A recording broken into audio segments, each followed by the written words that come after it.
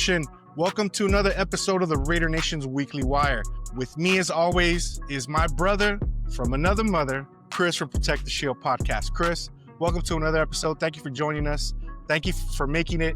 I know you had to rush over from work, and, I truly appreciate your time and your effort. How you doing, brother? I'm good, man. I'm good. I always look forward to this, man. This is like, one of my highlights of my week, man. I always love, talking ball with my boy. That's kind of what we do. Your family. So, I Appreciate you. It's zero problems, man. Always have fun. And we got a lot to talk about. Yes, sir. It's an exciting time, in this Raider season. So, we'll see what happens. Yes, sir. Yes, sir. Yeah. On today's episode, we're going to be covering a few things. Obviously, a bit of camp news, see what's been talked about, any players highlighted, any players that are downtrodden, because, obviously there are a couple that are in danger of losing their positions. Trey Hendrickson, is he good for the Raiders? Are we going to get him? Can we afford him? We're going to be recapping preseason game 2, the good, the bad, and then the conclusions of what we thought of the game. Also, talking about players to watch for the last preseason game, which is basically, their last audition, the guys that are trying to make the team. So, we'll see. We'll let you guys know on who to be watching and what to be looking for. Also, again, whose opportunity is coming to an end, who needs to step up or they're going to be walking out the door. And lastly, we're going to be talking about the watch parties and the meetups that we're going to be having for the Raider Nation starting week 1 here in Southern California and week 2 in Las Vegas for the home opener. So Chris, let's get it started again with Chris's Weekly Word. As you guys know, Chris's Weekly Word, we cover the basic news. Chris lets us know what's out there, what he thinks about it, gives us his opinion. And, I throw in my 2 cents every now and again, just to make it seem like I'm pertinent in this conversation. No, you definitely are, man. You definitely are. We're just fans, man. That's all yes, we are. Sir. We're the little people out here. Yeah. So, we're just going to be talking about, what's going on. So first topic, camp news. Have you heard of any player highlights, any players that are dropping?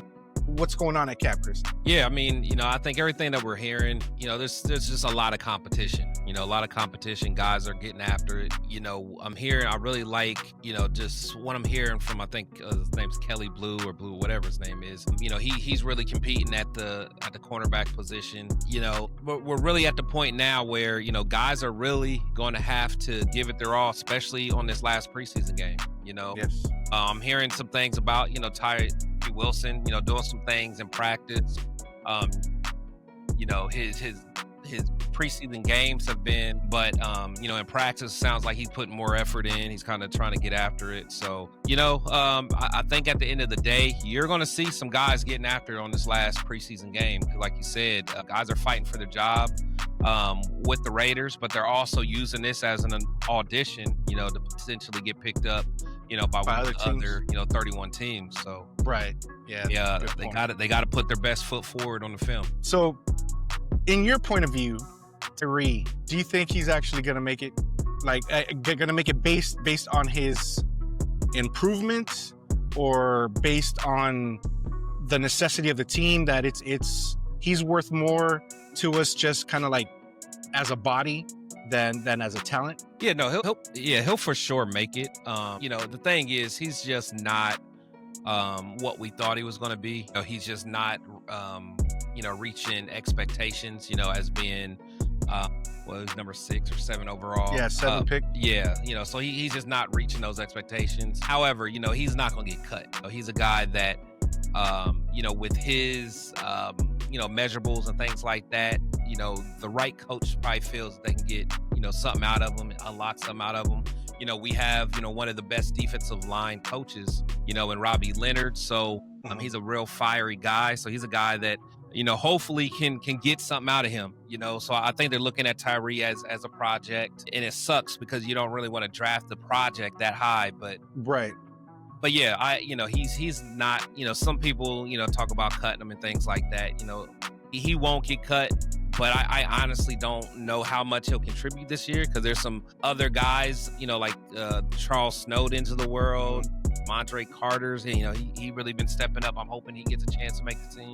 There's other guys that's out there, I think that's playing better than Tyree already, so, we'll see. But they're going to continue to give Tyree every opportunity to be successful, and we'll see if he takes advantage of it. And how long do you think it'll take for him to either make that change? Because I know we had talked about this before, that there's some players that just have the dog in them that want to be ball players, others that are just going through the motions, want to get paid, and football isn't really their thing. They were able to make it by just luck or whatever you call it. How long would you give him? Like, would you give him just this season to prove himself? Is it still going to be like a longer process, maybe another two seasons or something? Yeah, well, he definitely won't have 2 seasons, because he's on he got him in the first round, so they're got to make a decision on a 5th year option, which I know they're not going to take that 5th year option, but right. He's a guy that, he has to show something this year. He has to. To be honest, he might be a guy that, you try to show him off to other teams. Maybe he could be potential trade bait. Maybe there's other teams that was high on him on the draft that said, hey, I like this guy as a prospect coming out.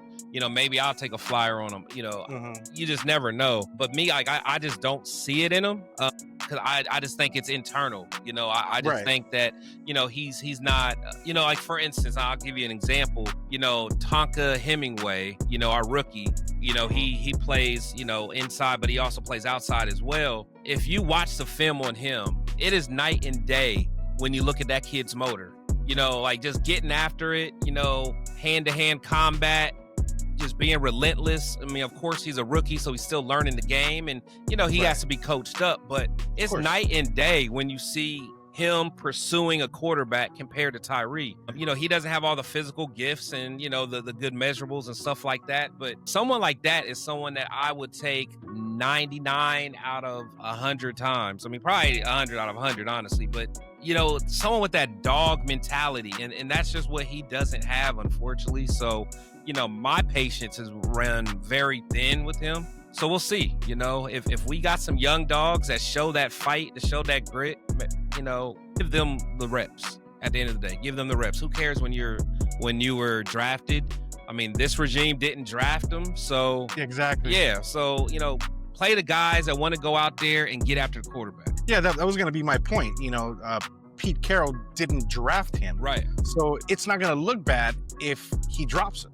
Because they're like, he's not my mistake. He's 2 years ago, right, or 3 years ago. Yeah. So it's not my problem. I don't want him to mess up what I'm building. Right. And he's not making it. Right. So I definitely feel it, because I'm pretty over it. I was very hopeful last season. But nothing, man. And then you guys on the War Room pointing out, his lack of effort. His just. I'm like, come on, dude. How many times do you have to knock yourself on the head against the wall to know that you should be going around, not going through? Yeah. So I don't know. He's just one of those frustrating players. I do hope that he can turn it around, that he is just kind of like, that he snaps in and gets it. Yeah. But that's I think and we all do, as Raider fans, we all do. We want our players to play well. We just want the best players out there. We want the best players possible on our team. And the thing with him is just the lack of effort. And the thing is, if you listen to a lot of the big media and stuff, they'll try to convince you that he's showing a whole bunch of growth and a whole bunch of progression. But like you said, like, we broke down every single rep, every single play by him. And yeah, he had some splash plays, absolutely. But if you watch him holistically as, what he put on tape, there's a lot of laziness. There's a lot of, him getting stood up. There's a lot of, once he's blocked, he doesn't have a secondary move to go to. These are just things of like, failing to accept being blocked. Like Max. Like, imagine someone blocking Max and they stand Max up. Is Max just going to sit there and slow dance with the lineman? No. Max is going to another move. Yeah, if the swim move doesn't work, he's going to rip, or he's going to try to spin. Like, he's relentless until the whistle is blown. And that's the difference. Sometimes you just watch Tyree, and if he gets stood up, the reps kind of over for him at that point. Yeah, so, he's like, okay, he stopped me. Yeah. Oh, you got me this time. Yeah. It's frustrating. He just needs to get more in his tool belt, honestly. But it is what it is. Man, I think they need to do a Gomer Pyle on him like they did in what's that movie, Full Metal Jacket? Right. When he was just messing up, and then all of a sudden they hooked him up and get them together, man. He switched it around. Yeah. No, but no, I'm kidding. I'm kidding about that. But no, I'm just hopeful, but I'm realistic, and I don't see it happen. I truly don't. Yeah. But like you're mentioning, there's other players behind them that are looking better, and obviously they're still rookies, so they got to develop. But at least there's something. Right. We're not putting all our eggs in one basket on Tyree, and hoping that it helps. And, right. So any other news from camp? Like, have you heard of JPJ? Has he been doing good at the what was he? Yeah, so they moved him to guard. Just kind of looking at the film again with him. JPJ is such a dog, but I will say, at right guard, you could tell he's not as comfortable. I mean, it seemed like he was even more comfortable at left guard what he played at the beginning of last year. But we're just hoping that he just continues to improve. Everybody knows I love JPJ. That was my guy. I was so excited when we drafted him, and I'm still pretty upset that he's not playing center. However, JPJ is a professional. You could tell he's still giving it his all. He's trying to understand what he's doing. So, but there was plays in last week's game where he kind of looked lost, kind of missed a couple tackles. But overall, the line looked a lot better, especially compared to week one. So, hopefully, I doubt the starters play that much, if any, this third game. But, hopefully, they just continue to gel. That's our only hope, because, playing against a Mike Vrabel defense on week one, they're going to be ready. They're going to be getting after it. They're going to put pressure on us. So, JPJ is going to have to be ready to play on week one. So we'll see. Right. And Pete Carroll mentioned, because I guess in one of the interviews he was asked that if he thinks that the players are going to be able to develop before week one. And he says if they don't, we're just going to continue to develop. If it goes into the season, then we're going to continue to develop into the season. Right. What do you think of that type of mindset? That obviously if it's not happening in the preseason, we're still gonna try and fix it in the regular season. Is that a good mindset to have? Is it dangerous for us because we could go on a losing streak initially? What do you think? Yeah. So I think that we got to remember. I mean, Pete's a teacher at heart. Not even at heart. He's literally a teacher. He's a professor. Yeah. So, he just has a philosophy that learning never ends. I mean, it's a continuous thing. So I understand what he's saying, because it's like, even if guys aren't ready, he understands that in the NFL, ideally, you're supposed to be playing your best ball at the end of, November, December, like the teams that are hot during that time.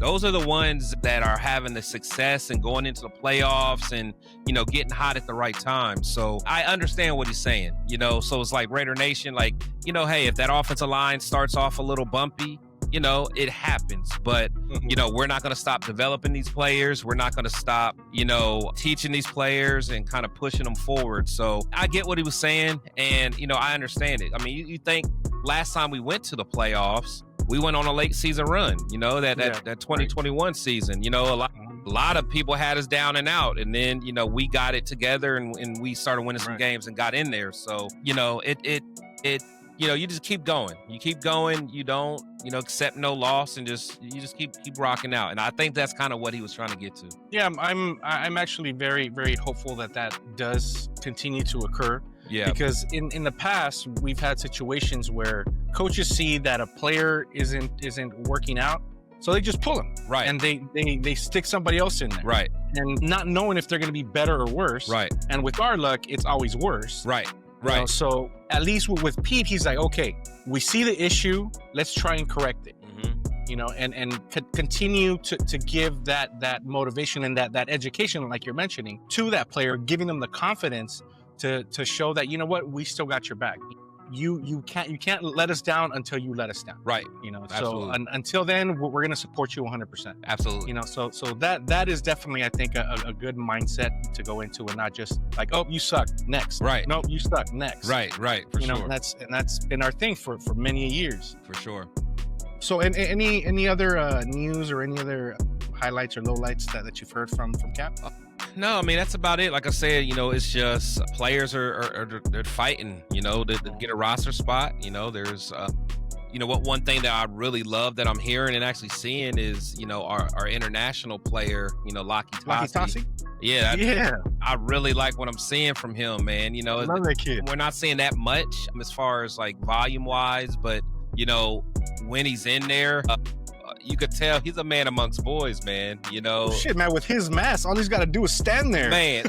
The guys don't have no chance, man. When he's going for it, like guys don't have no chance, and he's big, he can move his feet. I mean, he just knows. You know, he doesn't know anything about the game of football, but once he kind of learns it, understands it, you know, he's just a natural athlete anyway. You know, being a rugby player and just being that big and being able to move the way he can move. You know, he could be something special. I prefer to see him on the defensive side of the ball, which I don't understand why they moved him, but I still liked what I saw from him at guard. You know, he's a big boy. He can move. You know, if he can, you know, learn to use his hands a little bit better. But I mean, I love what I saw from his feet and just his tenacity.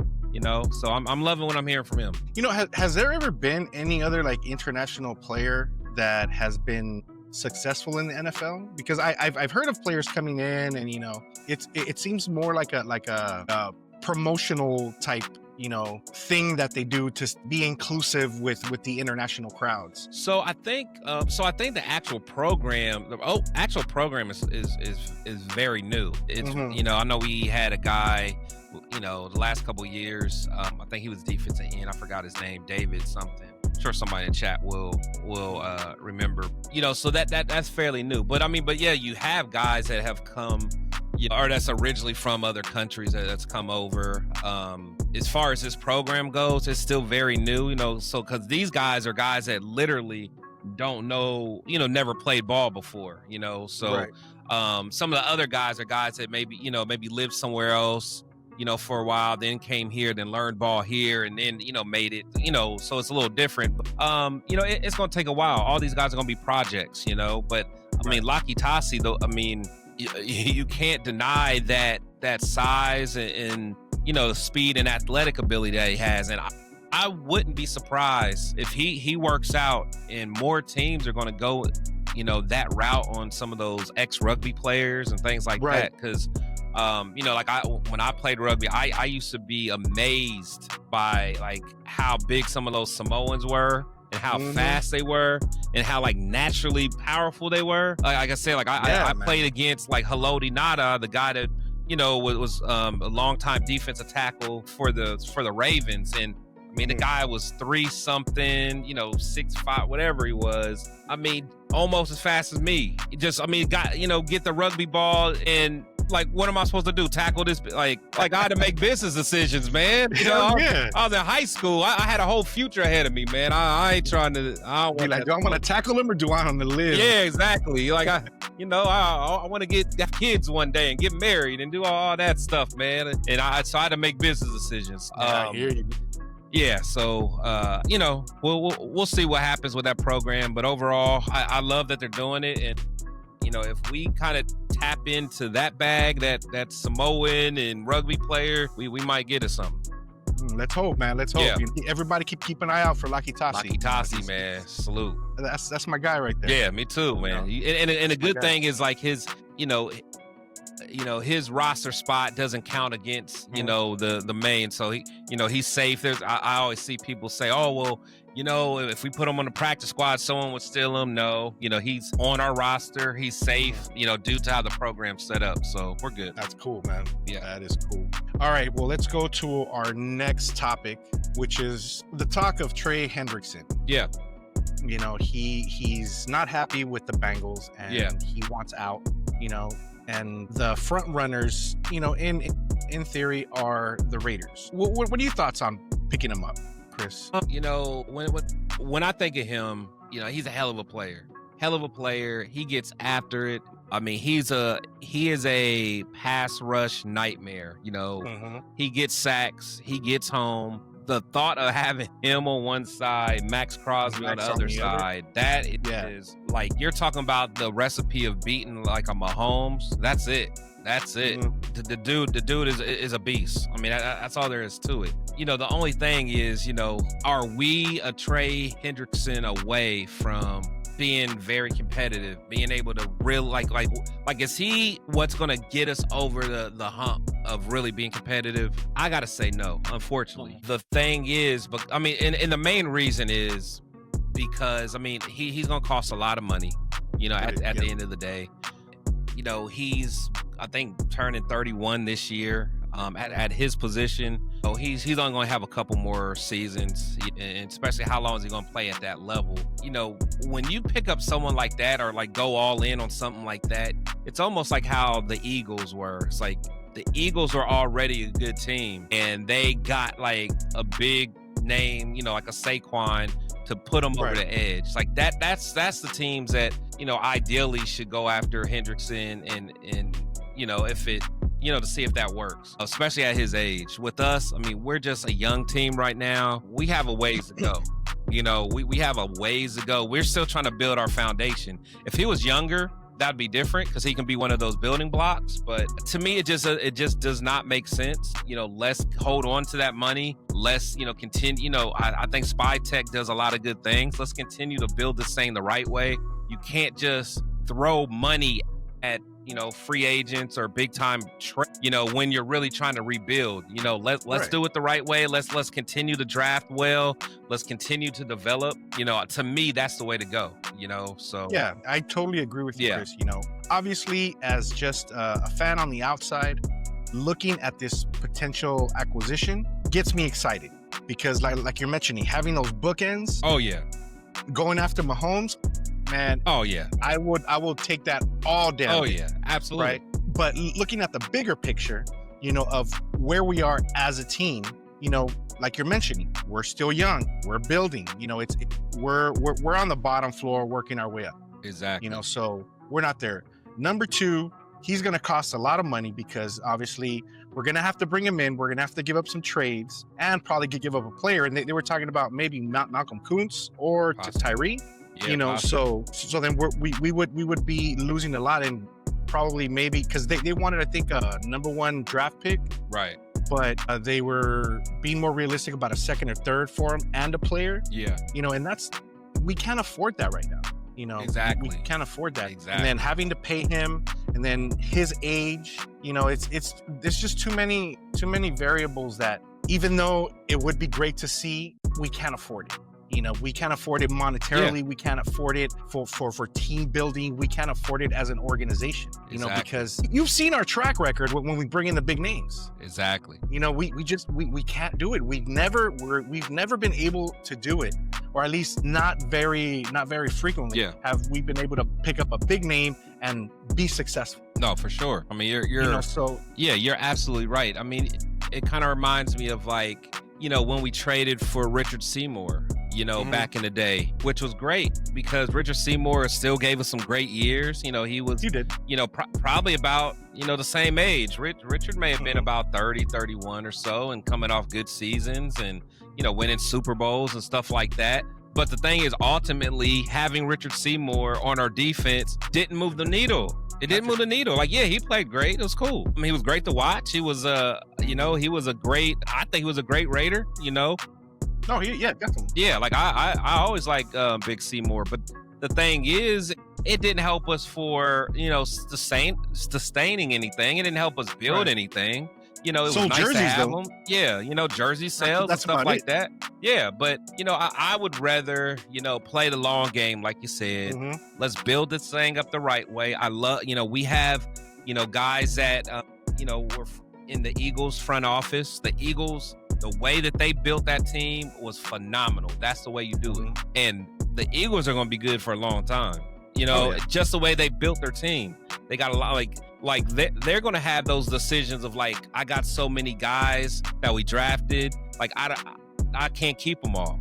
Like they're going to have those type problems, where we have the problems like, damn, we just don't have enough talent. So, me personally, I say pump the brakes. Let's build it the right way. Let's continue using our money wisely. If we want to go out and get, a trade or something, let's go get a younger guy that can be a part of that building block that we're trying to make. I definitely agree, Chris. What do you guys think, Raider Nation? Do you think we should spend the money, spend the picks, lose some players to get this guy, or should we just let him pass and continue in our path? Leave us a message in the comments. Let us know what you think, because this is definitely one of those major points in the Raiders' future where these decisions will where our season is going to go, where our team is going to go. So let us know your point of view. Absolutely. All right, next topic, preseason game 2. Talk about the good, talk about the bad, and what our conclusions of the game were. I first want to say that I wasn't able to watch the first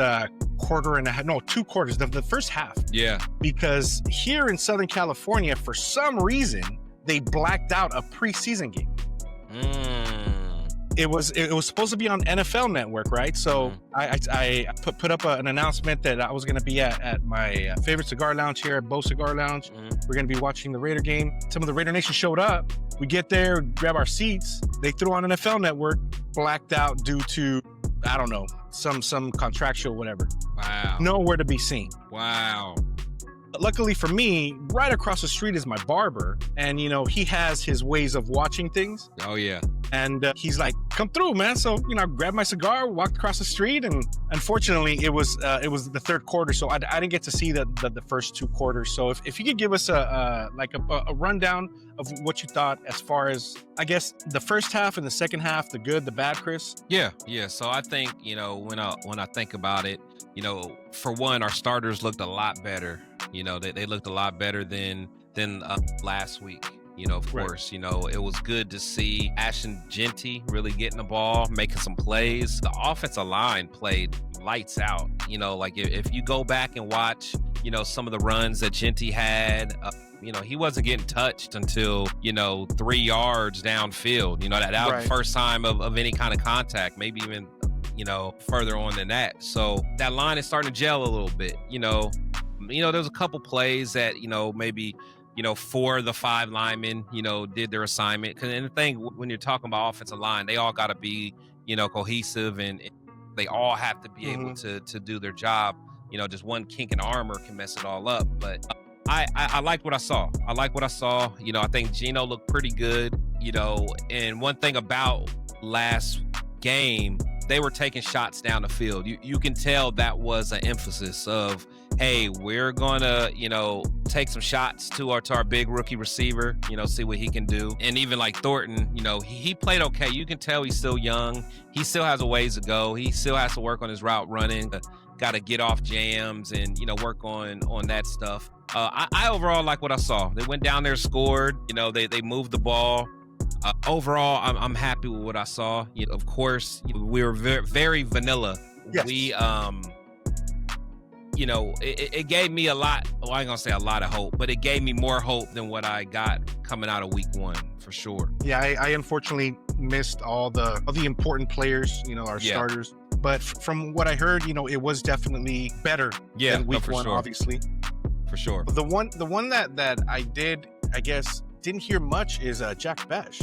He seems to be like disappearing. Yeah, I think he had a catch or two. The thing with Besh, when he's out there like with the first team and there's a lot of other weapons around him, he might be able to make some things happen. But the thing that worries me about him is he doesn't get that much separation, and that concerns me because he's not the most athletic guy, but he's not gonna, his blazing speed or top-notch elite agility is not gonna get him away from people. So in college he was strong, physical, so he was able to make some things happen. I hope it translates, but from what I saw, I can't say he's blown me away for just standing out. I think he could still be a good player. I think he could be a decent player in the NFL, but I do want to see more from him. I definitely do. What about feet of stone Aiden O'Connell?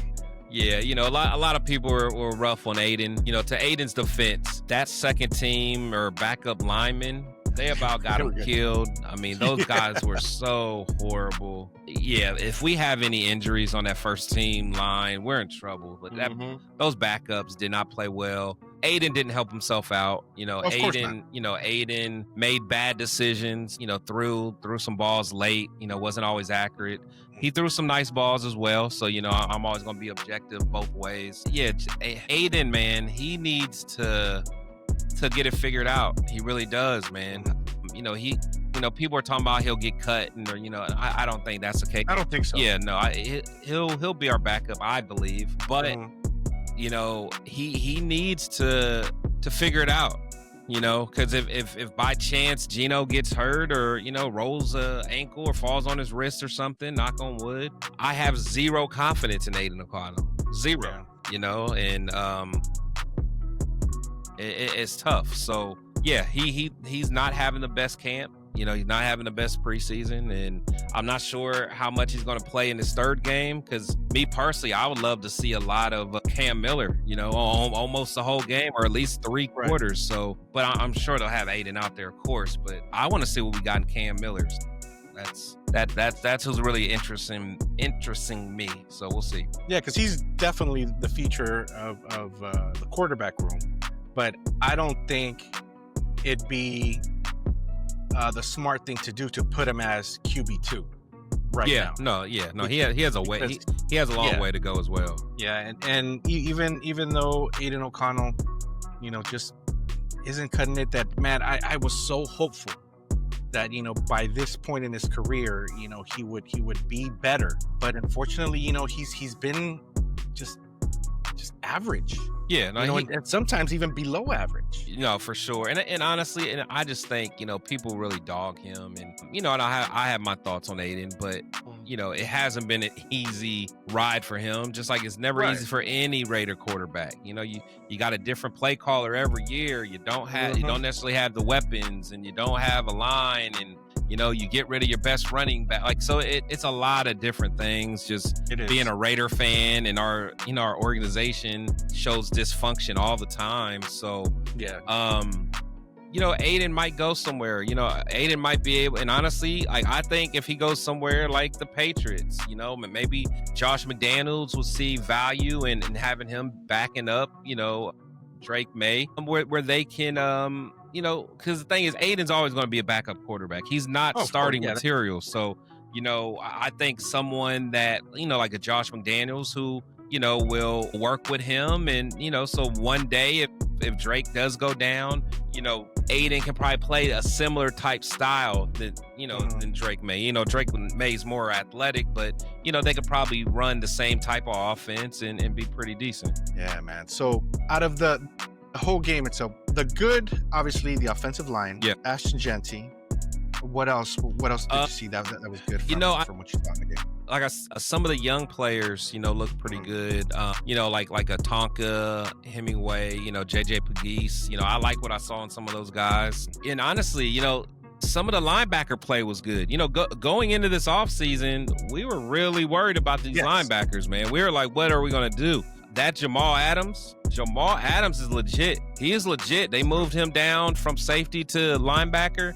Right. He's gonna, when he's on the field, man, he's gonna make a difference. He definitely is.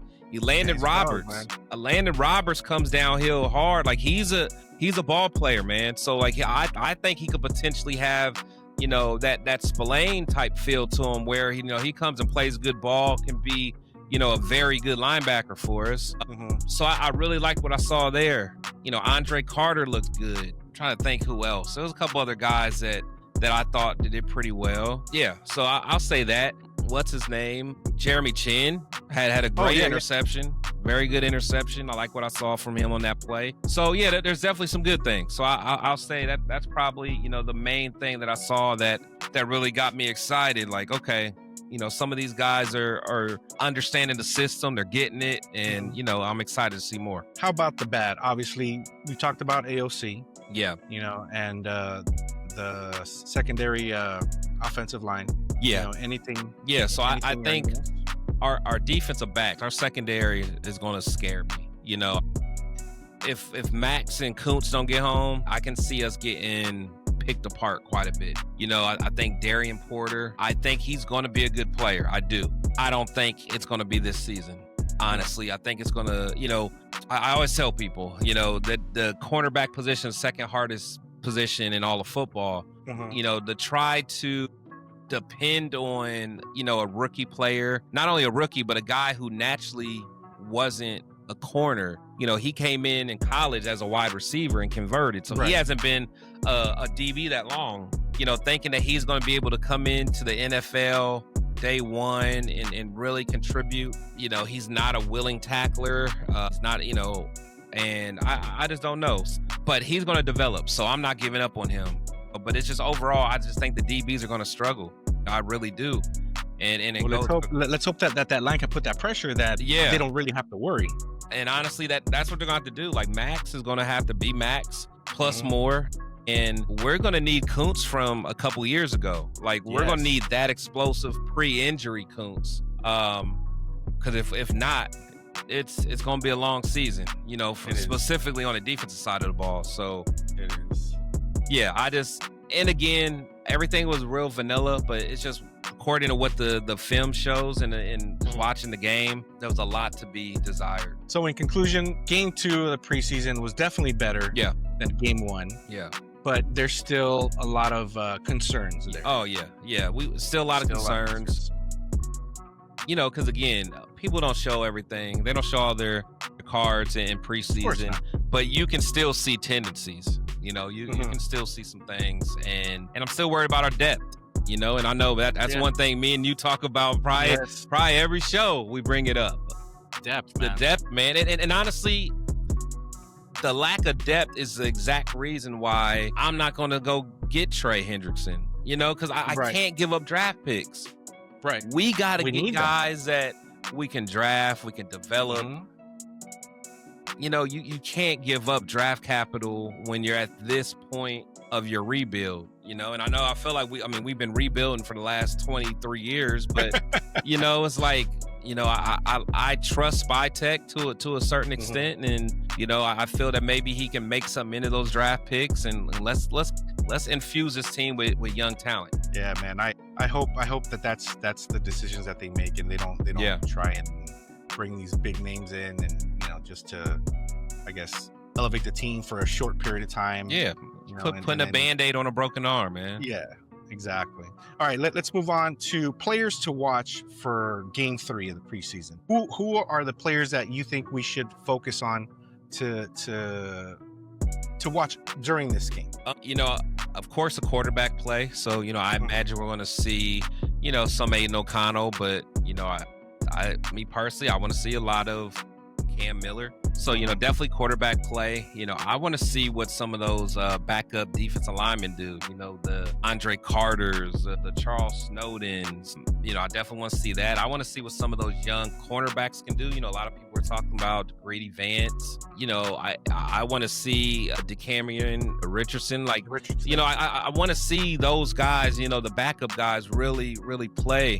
I want to see what we're going to do at the receiver position. There's going to be quite a bit of a battle there. Guys that's trying to make, that final roster spot. You got the Alex Bachman. You got what's his name, Cedric Jackson. Bo Jackson's nephew. Bo Jackson. Great nephew. Yeah, you got him out there. You got Tommy Malott. He was a sixth. Yeah, he was a 6th round pick. So he's not for sure going to make the team. Those guys are fighting for a position, man. So Dylan Labe, he's been having a pretty good preseason, off season. He's been contributing on special teams, been doing a couple things in the backfield. Is there a spot for him? We got those those safeties, that we drafted a couple years ago.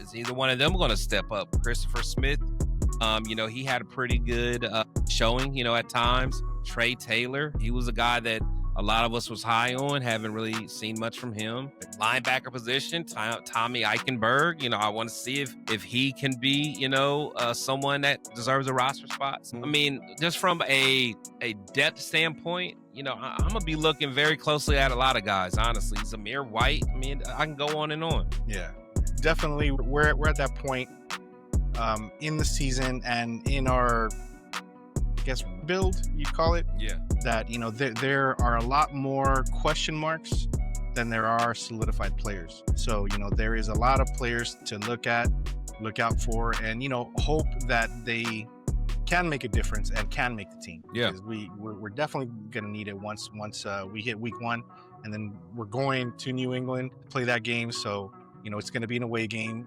so it's going to be difficult on the other side of the country. You know, so we definitely need that team to be ready.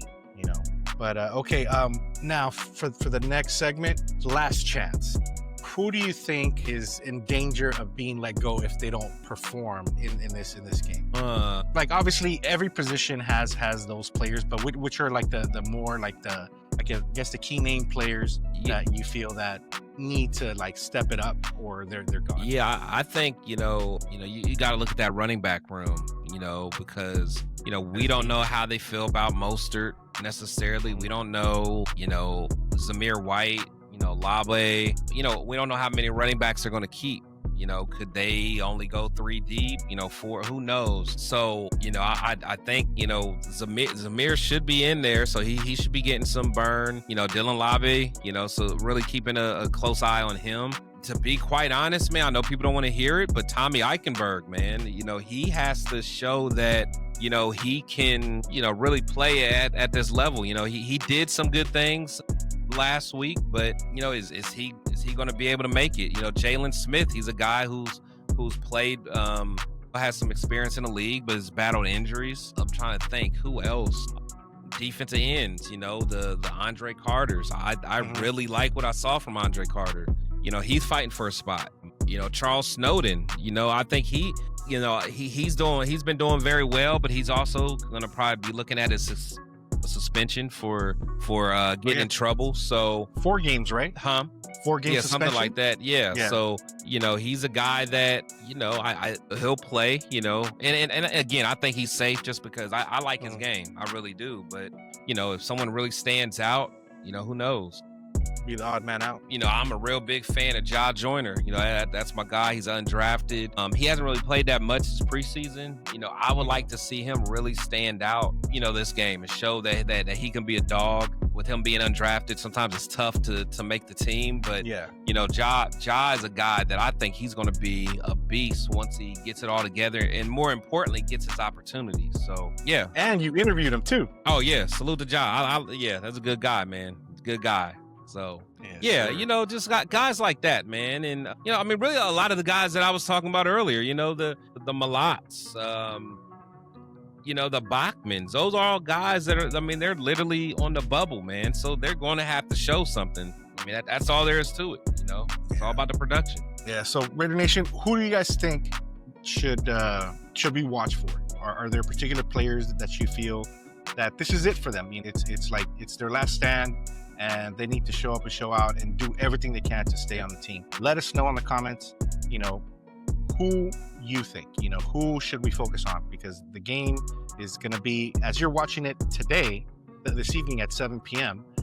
So, you let us know, because we definitely want your feedback. We want to hear what you guys are thinking, as far as what your thought process is, how you're seeing these players, because, maybe you're seeing something we don't see, For Chris, it's definitely hard because they dissect the players and plays very well. Yeah, we try to, man. Because honestly, it's like we talk to a lot of fans, and just like there's guys that tell me, "Oh man, Tyree is just having a great preseason," and I know that's kind of a popular thing to say, and, right? They're he's getting so much better, and it's like, the bar is low for him, So if you're saying he's gotten better, it's like, okay, you can say that, but I literally watch him specifically every play he's been in and dissect it. So, I don't just look at the splash plays that, where he may have made the play. I'm looking at the plays that he lost, the plays that he won, all that stuff. I'm looking at effort. So, we try to dissect it just so we can be knowledgeable. We don't want to be up here giving our opinion. I know everyone has an opinion, but I want to make sure that when I give an opinion, it's at least from a educated standpoint. I'm not just up here freestyling. I'm just someone that's like, okay, I watched every play, so I feel like I could say this. And again, I'm not saying it to change anyone's mind, but at least that's what I saw. And No, and that's the benefit of having a show like the War Room to watch. Yeah. Is that you guys don't just talk. You guys show why you think the way you do. Right. It's like, oh, such player is not doing well. This is why. Right. Check this play out. Right. You dissect the plays and you give examples of why you think the way you do. Right. So, in that aspect, I think it's great. So, Raider Nation, let us know what you think. We're going to move on to the next topic, which is obviously the good side of football, and that's the watch parties. Yeah. Hanging out with the Raider Nation, having a good time, because even though we might not be a good team on the field, we're definitely one of the best, if not the best, fan bases out there in the NFL. So the Severe Raider, 1/3 of the War Room, and myself are going to be hosting a watch party for the first game of the season against the Patriots. I think it's September 3rd. I think so. I don't know. I'll put the flyer up so you guys can see the dates. We're going to be hosting a watch party at the Dank Crypto Bar in the city of Hawthorne, California.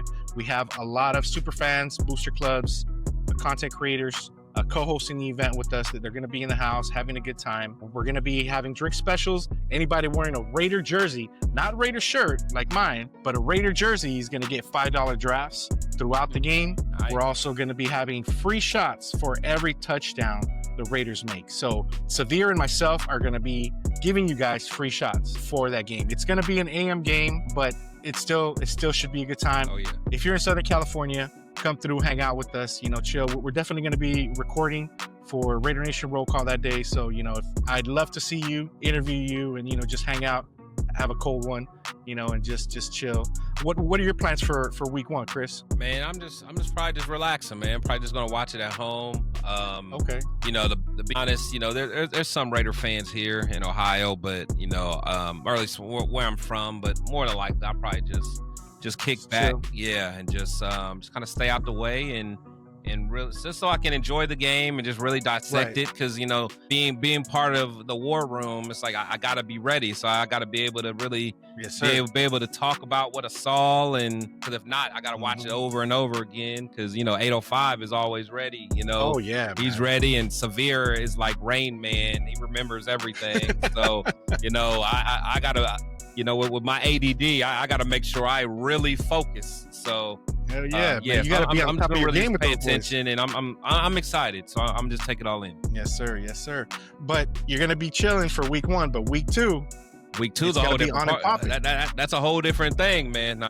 Yes, sir. Yeah, week 2, man. The War Room. Yeah. We're having a meet and greet with Dub. And again, I always want to just make sure, I salute you, man. I appreciate you putting everything together. Going to have that meet and greet at Tap and Ash. But, we're all hanging out all weekend, man. It's just going to be a party.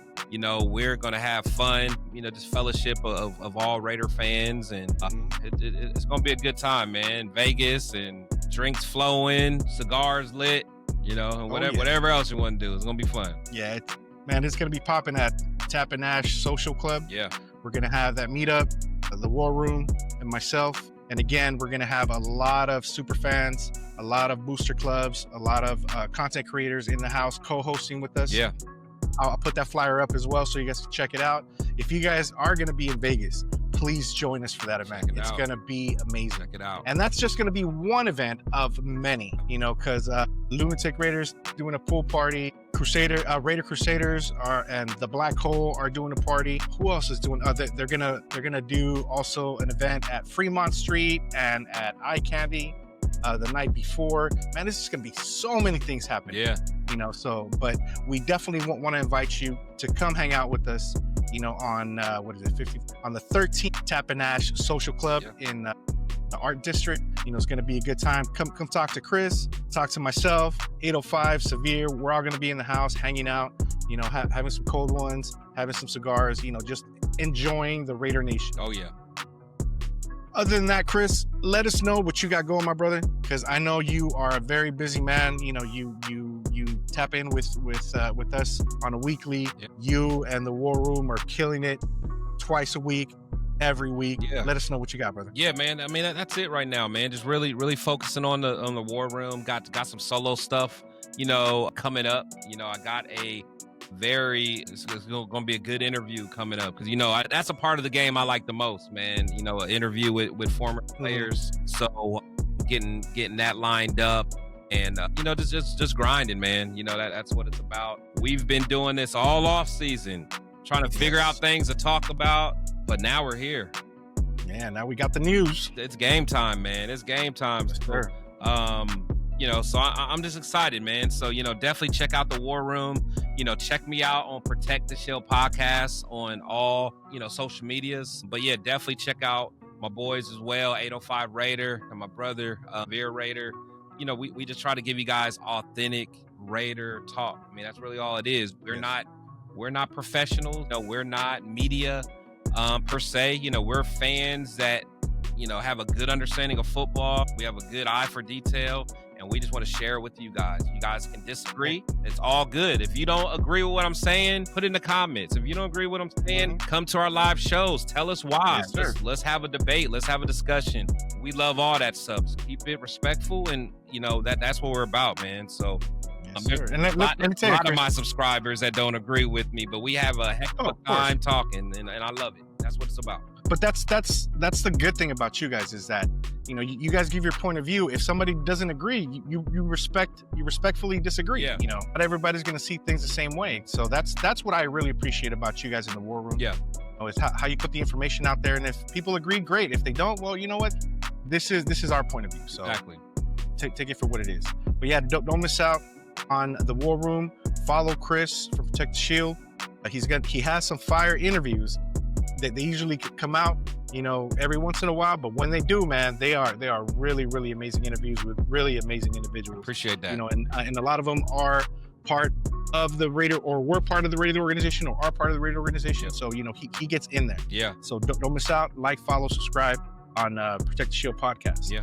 For me, as at this point, I had already dropped an episode of Stogie Nation with Legacy of the Shield. We did a review of a cigar. Check that out. Also, I just did an interview with a Raider brother that has his own coffee brand. It's called Silver and Black Coffee. Saw that. We did an interview and a review of the coffee. And so far, so good, man. I'm a coffee drinker. I love it. I actually brewed it, drank it with him. We talked about everything. And, he's part of the Raider Nation. He's part of one of the Colorado Black Hole chapters. So, check him out. Check the episode out. It should be coming out next week. I also have an interview with the Violator. We're going to be reviewing his cigar for Stogie Nation. And of course, we're going to have a lot of other interviews up and coming. Just stay tuned, like, subscribe, follow, share, please, with the Raider Nation. Let the Raider Nation know of everything that we do, because, what we do out here, we do it because we love the organization, we love the Raider Nation, and we love putting this information out for you. And let us know what you think. If you don't like what we're talking about, let us know. And, if we can, we'll switch it up. We'll try to make it better for you. Right. Because that's what we want to do. And again, Raider Nation, thank you for being here with us. Chris, thank you for joining us again this week. And remember, Raider Nation, everything we do is for the nation, by the nation. Raiders, let's go Raiders!